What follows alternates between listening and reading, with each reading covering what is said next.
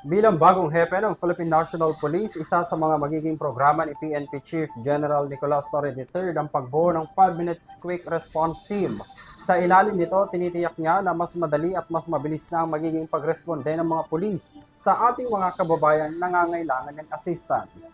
Narito ang balita. Bilang pagtalima sa direktiba ni Pangulong Ferdinand Marcos Jr. gawing ligtas at tahimik ang mga komunidad, asahan na raw ang presensya ng mga pulis sa kalsada at komunidad ayon kay Philippine National Police Chief General Nicolas Torre III.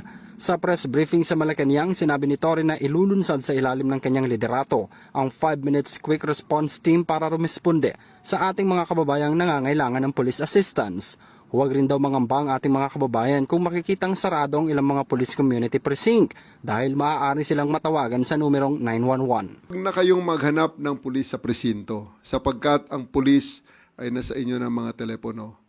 Dahil 911, darating sila, darating kami sa loob ng 5 minuto. So yan ang aming pact sa ngayon. Sa NCR, 5 minutes muna. No? So, huwag nyo na kaming hanapin sa mga presinto sapagkat kami ay nasa inyo ng mga telepono. Pagkatapos anyang maipatupad sa Metro Manila ang 5 minutes quick response, magiging 3 minuto na lamang ito sa susunod na 3 buwan at dahan-dahang ipatutupad sa buong bansa. Nagbigay rin si Torre ng direktiba sa mga pulis kaugnay sa paramihan ng huli, hindi lamang sa mga drug suspect kundi sa lahat ng uri ng krimen para maalis ang pangamba ng publiko. Gagawin raw ito para magkaroon ng kompetisyon ng mga pulis at maubligang humuli ng mga kriminal.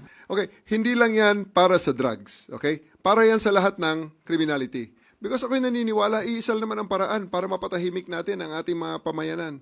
Isa lang ang paraan para mawala ang criminality dyan, para maging ligtas at maging safe ang ating mga pamayanan. Iisa ang paraan.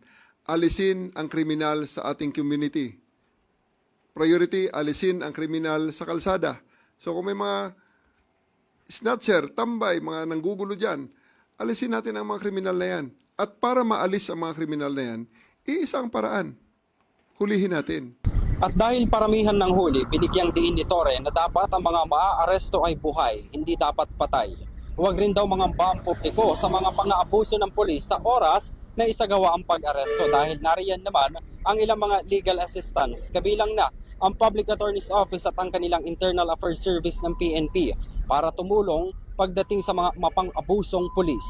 Di gaya ng dati, hindi raw mangyayari na patay na ang tao at ang magrereklamo ay ang kanyang pamilya. Nilinaw rin nito na hindi magkakaroon ng kota dahil ang gusto nito ay mabawasan at maalis ang takot ng mga komunidad. Sa huli, tiniyak ni Torre na sisibakin at maalis sa serbisyo ang sino mang pulis na mapapatunayang umabuso sa kanilang trabaho, lalo na ang mga pagtatanim ng ebidensya para lamang manghuli ng sino mang individual.